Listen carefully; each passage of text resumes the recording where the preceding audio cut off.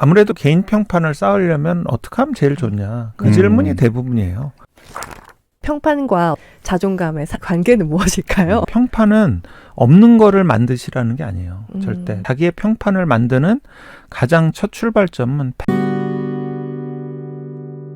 우리는 지금 평판의 시대를 살고 있고 좋은 평판은 가장 중요한 스펙이 될 수 있습니다. 더 이상 평판을 나에게 내리는 판단으로만 보고 수동적으로 접근하던 시대는 끝났습니다. 자신이 추구하는 평판을 만들기 위해 적극적으로 관리하는 능동적인 접근이 무엇보다 중요합니다. 안녕하세요. 들어는 봤지만 읽지는 못한 당신을 위한 다독다독 책장을 열겠습니다. 와, 네, 안녕하세요. 안녕하세요. 안녕하세요. 네, 텐션을 올려봅니다. 네. 네, 오늘은 저희 평판에 대해서 이야기를 나눠보려고 하는데요. 네. 굉장히 여러 방면으로 멘토가 되어주시고 계신 작가님이 나오셨어요. 네. 어떤 분이신가요? 평판 에반젤리스트 문성우 님이 나오셨습니다. 안녕하세요. 네, 안녕하세요. 안녕하세요. 네. 굉장히 활동이 다양하시고 네. 이력도 굉장히 화려하시던데 일단은 변호사시기도 하시죠. 네, 미국 뉴욕주 변호사죠. 아. 미국 대기업에 또 올해 기업들에 근무해서 24년 직장 생활을 했죠. 네. 예, 그리고 사내 변호사로 오래 활동을 했고 또 경영학 박사를 따서 강연을 하고 있고 네. 예, 그러고 있습니다. 책 쓰고 네. 책을 이번 책이 4번째 책이네요. 예, 책을 쓰고 있고 네. 그러고 있습니다. 그동안 내신 책 제목들을 알려주시면 네. 아, 문성우 작가님 이런 생각과 이야기를 해오신 분이구나 음. 알 것 같아요. 첫 번째 책이 이제 누가 오래 가는가라는 네. 책인데요. 이게 이제 직장 생활을 하면서 프로 직장러가 되려면 어떻게 흔히 얘기하는 상사 경영을 하면 좋겠나, 이 사람하고 어떻게 지내면 좋겠나 쓴 책이었고, 두 번째 책이 이제 직장인의 바른 습관. 네. 그래서 직장인 회사 들어가면 이제 첫 번째 책이 좀 상사의 초점을 맞춘 거였다면 두 네. 번째 책은 이제 나의 초점을 좀 맞춘 내가 어떻게 습관을 쌓을까. 네.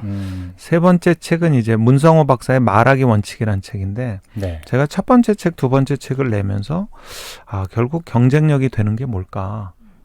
그랬더니 말하기가 꽤 큰 경쟁력이 있더라고요. 네. 직장인들에게. 네 번째 책이 이제 불을 부른 평판인데 이 네 가지 책이 다 공통점이 있긴 해요. 뭐냐면 저는 처음에 이제 2016년에 회사를 나와서 네. 첫 책을 쓰고 강연을 시작하면서 늘 했던 생각이 뭐냐면 안목지를 형식지로 옮기는 작가가 되자 그 생각을 했어요. 무슨 말이에요? 어떤 말이에요? 우리가 사실 일반적으로 알고 있는 지식이 굉장히 많거든요. 네. 그런데 그 지식이 대부분 다 묻혀요. 그러니까 직장생활을 어떻게 하면 좋을까? 또 어떻게 하면 말을 잘할까? 어떻게 하면 평판을 잘 쌓을까? 이런 지식들이 사실은 이렇게 어디 저녁 때 회사 끝나고 회식 자리나 또는 상사나 동료들과의 회의 자리나 그것도 비공식 회의 이런 데서 안목지들이 나오거든요. 네. 근데 그게 그냥 증발성으로 날아가 버려요. 그래요. 그러는 게 잘하는 거구나. 라고 휙휙 날려버리고 기업에 있던 많은 임원분들이 저도 임원 생활 7년 했지만 많은 분들이 나오면 그냥 이제 그거는 축적되지 않는 지식으로 그냥 사라지는 거죠. 네. 그리고 오히려 그 안목지가 없는 분들이 아쉽게도 내가 직장 코칭을 해줄게. 네. 또는 뭔가 내가 말하는 방법을 가르쳐 줄게. 네. 예. 면접을 한 번도 안 본 사람이 면접 보는 방법을 가르쳐 주듯이 그런 식의 이제 좀 어설픈 지식들이 이렇게 돌아다니는 거 보고 저는 내가 알고 있는 내가 경험한 안목지를 형식지로 책으로 또는 이런 컨텐츠로 만들자. 그런 생각을 하고 네 번째 책까지 펴냈죠. 네. 그래서 안목지를 형식지로 만든 대표적인 분이 백종원 셰프예요. 네. 그분은 설탕을 이렇게 넣으면 맛있어요.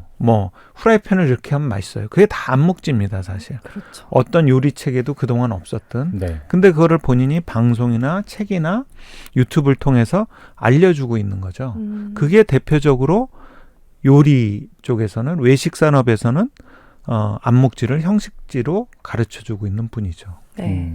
그래서 이번 책은 평판에 대해서 네. 사실 평판이라는 것을 어떻게 정의하고 중요한지는 알겠는데 잘 가꿔야겠죠? 뭐 이렇게 생각하는 내용들을 이렇게 한 권의 책으로 정리했다는 것에 대해서 되게 놀랐었거든요. 네. 제가 자연스럽게 책을 읽은 느낌을 한번 말해 볼게요. 네. 저는 일단은 요즘에 좀 불미스러운 일들이 많았는데 네. 그것이 다 평판에 대한 것이었구나. 그렇죠. 그리고 좀 제가 막 되게 좋아하던 인플루언서도 이렇게 일진이었다는 거예요. 네, 네. 과거에. 네. 그래서 너무 응원하고 너무 예뻐했던 네, 네. 그 친구가 이제 활동을 네, 거의 네. 못하게 되더라고요. 네, 네. 그래서 뭐 브랜딩이라든지 네. 평판을 쌓는 것은 네. 굉장히 중요한 일이지만 네. 그것이 무너지면 정말 예. 죽음까지도 갈 수 있구나, 네. 사람이. 안타깝죠. 네, 그런 생각을 하면서 이게 굉장히 중요한 얘기가 맞구나 네, 라는 네. 생각을 했고요. 그리고 저는 이제 개인적으로는 아까 말씀드린 것처럼 어떻게 평판에 대해서 한 권의 책을 이렇게 정리해서 쓰실 수 있을까, 그런 내공에 대해서도 되게 대단하다고 생각을 했고, 그리고 이 평판이라는 어떤 시장, 이것이 시장이 될 수 있다는 걸 본 그 시선도 굉장히 대단한 게 아닌가라는 감사합니다. 생각을 했습니다. 네. 네. 네. 저는 사실 평소에 뭐 평판이라는 뭐 단어야 듣고 알고 있었죠. 근데 그걸 좀 깊이 있게 생각해 본 적은 한 번도 없었던 것 같아요. 근데 이 책을 접하게 되면서 한번 좀 깊게 생각을 좀 해봤어요. 네. 나는 주변 사람들에게 어떤 평판을 듣고 있는가, 네, 네, 네. 이런 생각도 좀 해보고 저희가 지금 진행하고 있는 다독다독은 또 어떤가, 네. 뭐 이런 생각도 좀 해봤거든요. 예, 예. 그래도 뭐 아직까지는 썩 나쁘진 않다라는 개인적인 생각을 좀 우리의 해봤고, 생각일 수 있어요. 근데 확인해 사실 보셨나요, 혹시? 측정하는 내용을 책에서 이제 다뤄주셨는데 객관적인 자료는 없습니다. 네. 근데 이런 평판에 대해서 한 번도 생각을 못했다가 좀 해봤던 기회가 될 수 있어서 네. 굉장히 좀 좋았고요. 책에서 주로 다루는 내용이 어떻게 보면 기업의 평판을 예. 주로 다루고 있다고 보여지는데, 네. 뭐 기업뿐만 아니라 개인들도 충분히 좀 접목시켜 올 수 있겠다, 이런 네. 생각들을 굉장히 많이 하면서 봤고요. 특히 요즘 뭐 개인 사업하시는 자영업 하시는 분들, 또는 뭐 온라인 활동이 메인인 인플루언서, 이런 분들은 한 번쯤 쭉 읽어보시면 좋겠다, 이런 생각이 네. 되게 많이 들었습니다. 그리고 좀 개인적으로 좀 떠오르는 친구가 하나 있는데, 누구라고 이름은 밝히지 않겠지만 빨리 돈 갚아라, 네 평판이 바닥을 향해 가고 있다. 이 말을 꼭 하고 싶네요. 네. 네, 맞습니다. 네. 이 평판이란 단어가 사실 굉장히 평범하면서도 많이 회자된, 그래서 굉장히 익숙한 단어죠. 이 네. 평판이라는 단어 자체는 힘이 없어요. 그런데 이제 평판이 좋다 나쁘다, 그 명사에 동사가 붙으면, 형용사가 붙으면 이제 그 평판의 힘이 받기 시작하죠. 네. 근데 저는 이제 평판과 브랜드는 굉장히 다르다고 네. 이 책에서도 썼고요. 네.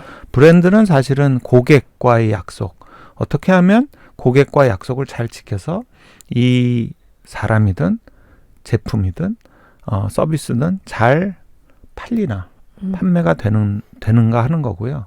평판은 그냥 내가 보여지는, 사람들에게 나 자체가 보여지는 사회적 기억이거든요. 네. 그래서 굉장히 시간이 오래 걸리고요. 이게 내가 조절한다고 되는 게 아닙니다. 사실 브랜드는 조절이 돼요. 그러니까 예를 들면 SNS에 개인 얘기를 치면 그냥 살짝 내 모습은 조절이 돼요. 근데 그 사람과 24시간 같이 뭐 생활을 하거나 또는 아주 가까운 사람에겐 브랜드가 아니죠. 그냥 그렇죠. 사람이 겉다르고 속다르구나, 이런 것들을 붙는 거는 브랜드가 파괴되면서 평판이 따라붙기 시작하는 거죠. 네.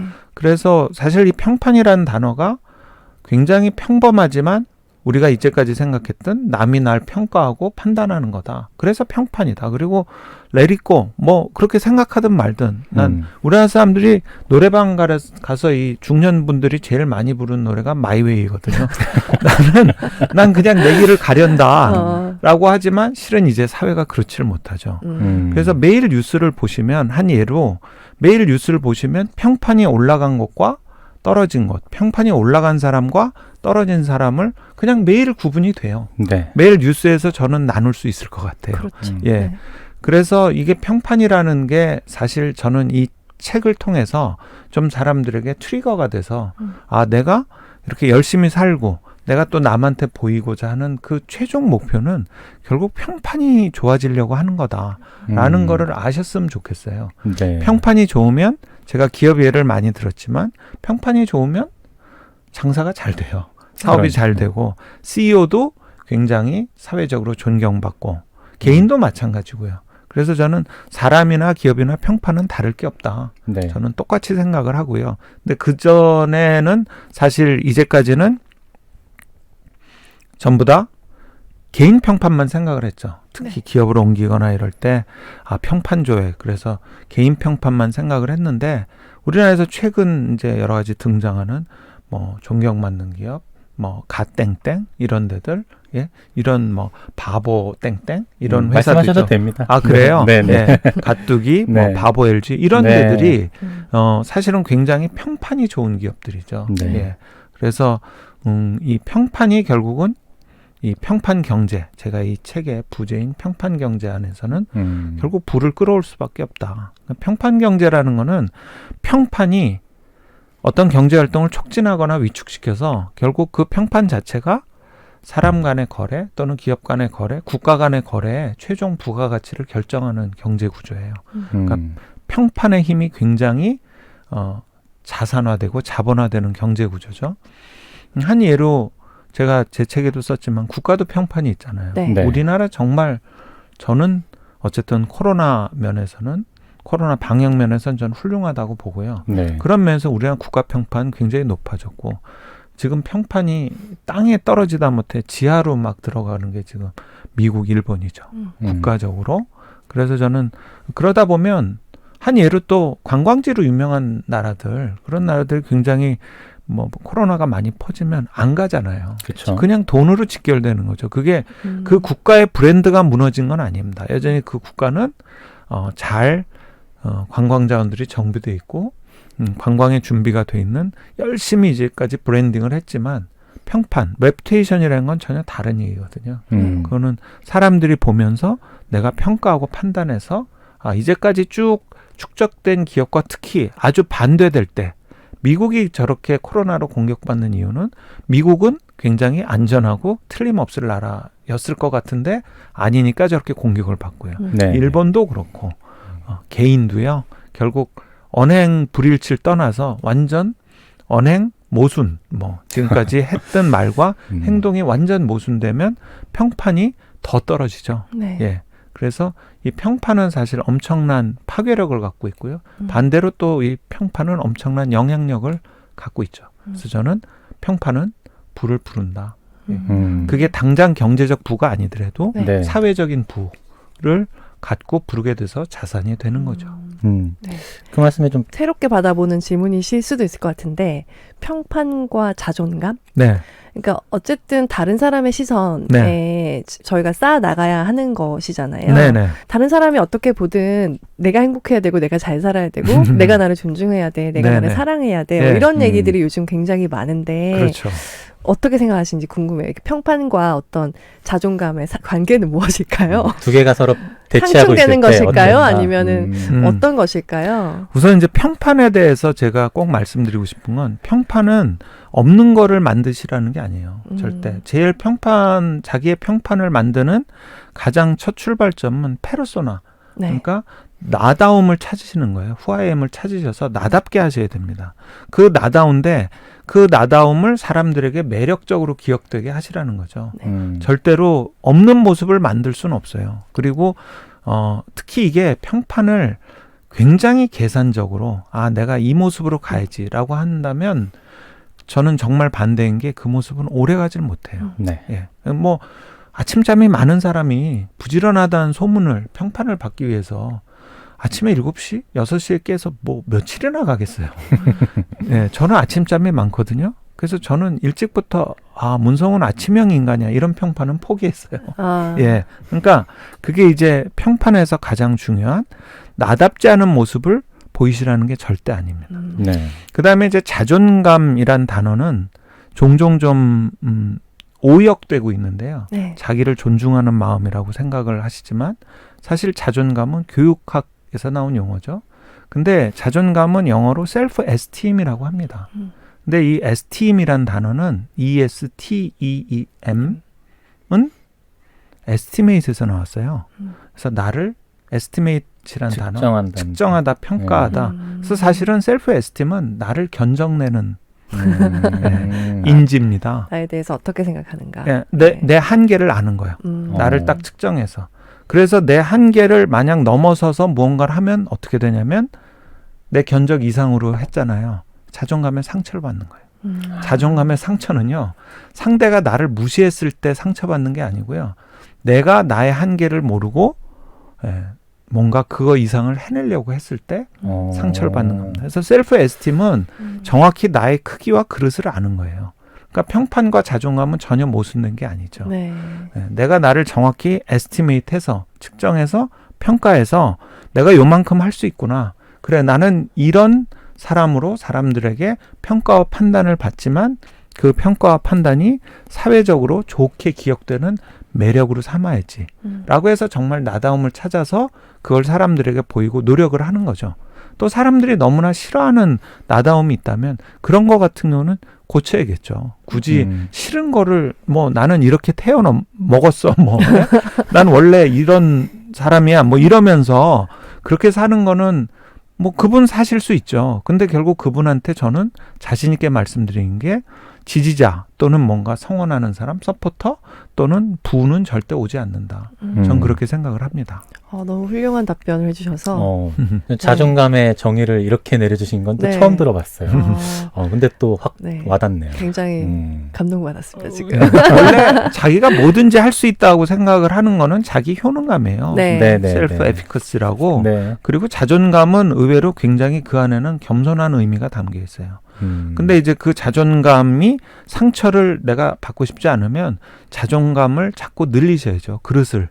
작은 성공의 경험을 반복하시고 주변 사람들과 피드백을 하면서 성공한 분들을 자꾸 얘기를 들으면 내 그릇도 점점 커지는 계기가 되는 거죠. 그래서 자존감 그러면 내 그릇 딱 생각하시면 되고요. 그 그릇에 맞는 매력을 담아서 사람들에게 보이면서 평판을 쌓아가는 거죠. 네. 이제 다시 기업의 평판으로 돌아가서 제가 제일 인상적이었던 부분은 예전에는 주주제일주의 그러니까 우리가 돈 벌어주고 우리를 후원해주는 사람들에게 가장 이렇게 중요하게 이렇게 생각을 했다면 기업이 이제는 이해관계 제일주의를 이제 동의하는 분위기다. 이렇게 말씀을 해주셨어요. 그래서 얼마 전에 그 고기 파는 업체가 그 고기를 팔아서? 술에 빨아가지고 다시 양념해서 파는 것이 알려져서 막 난리가 나서 저 거기 사 먹은 적 있었거든요. 그래요? 너무 화가 나더라고요. 근데 그래서 뉴스를 자세히 봤어요. 봤더니 직원이 그거를 신고를 한 거더라고요. 그만둔 직원이. 그러니까 이해관계가 있는 사람들이 내 회사를 어떻게 생각하는가가 중요한데 그런 나쁜 짓을 가담하게 한 것도 싫었을 거고 분명히 그것뿐만 아니라 어떤 안 좋게 회사에서 뭔가를 당하지 않았을까라는 생각이 들었어요. 오죽하면 그렇게 신고를 했겠어요? 그렇죠. 그래서 이해관계 제일주의가 좋은 것 같아. 어떤 걸까? 네. 그러니까 이해관계자 그럼 복잡하게 생각하시는데요. 그냥 핸드폰에 들어있는 연락처들이 다 이해관계자예요. 제 이해관계자들. 카톡에 들어있는 그러니까 나를 알고 나에 대해서 얘기할 수 있는 사람 또 나하고 업무를 했거나 나하고 개인적인 친분인 사람. 사장님들도 물어보세요 저한테. 누가 우리 기업의 이해관계자냐고. 사장님 핸드폰에 들어있는 사람들이라고. 뭐 직원도 마찬가지고요. 저를 둘러싼 이해관계자들에게 결국은 제가 연락처를 저장해놓고 연락을 하거나 명함을 교환했던 분들 그분들이 다 이해관계자죠. 그러니까 결국 세상은 혼자 살 수 없는 세상이 점점 돼가고 있고 코로나 얘기를 안 할 수가 없는데 우리가 이제 코로나가 왔을 때 거리두기, 사회적 거리두기 얘기를 많이 했잖아요. 근데 사실 그만큼 답이 없었던 거죠. 왜냐하면 사회적 거리두기는 원래 그 데이비드 홀이 만든 커뮤니케이션 용어잖아요. 의학 용어가 아닌데 갑자기 이걸로 사회적 거리를 두라. 사회적 거리를 두면서 사람들이 생각하는 게 나보다 남을 위해서 내가 더 마스크를 써야 되고 내가 청결해야 되는 거라는 생각을 갖게 된 거죠. 그래서 굉장히 이제 더불어 사는 거에 대한 생각이 강해지고 거기에 또 다보스 포럼에서 이해관계자 자본주의, 이해관계자 제일주의가 대도하면서 정말 세상 혼자 살 수가 없다. 그래서 주주도 그냥 이해관계자 중에 하나. 네. 완오브 댐이 되는 거고요. 고객, 종업원, 협력사, 뭐 주주, 국가, 지역 시민, 언론 전부 다 이해관계자죠. 그분들하고 다 두루두루 잘 지내자. 이게 이제 이해관계자 자본주의죠. 사실 그게 그분들이 굉장히 큰 캐피탈, 자본이 된다는 게 이제 제가 책에서 인용했던 얘기죠. 네. 네. 저희가 다독다독이 달라이 라마의 보살핌의 경제학이라는 책을 어. 다룬 적도 네네. 있었거든요. 네. 그래서 경제학과 보살핌, 착한 경제학, 네네. 가능한 얘기인가 예, 예. 그런 생각을 해보기도 했는데 일견 또 설득되는 부분도 있더라고요. 네네. 세상이 착해지고 있는 건가요? 지금 착해야지 살아남는다? 사업이 잘 되고 네. 사람도 잘 된다는 걸 알게 된 거죠. 네. 그래서 doing well by doing good을 네.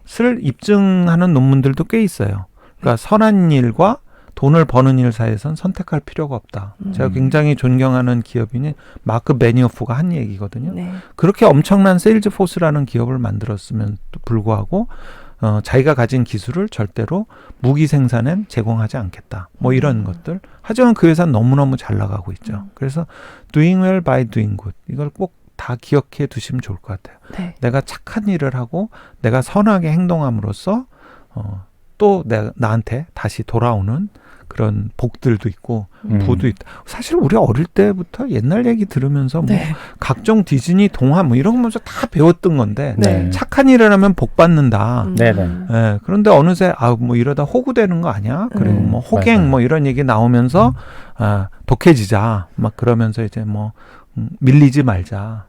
그러면서 이제 이게 좀 폄하됐다가 결국 살아보니 사람들은 착한 것도 선한 것도 그 사람의 하나의 자산으로 보고 그 사람을 지지하고 성원하는 기초가 된다는 걸 깨달은 거죠. 네. 그래서 어느 게 먼저인지 모르겠어요.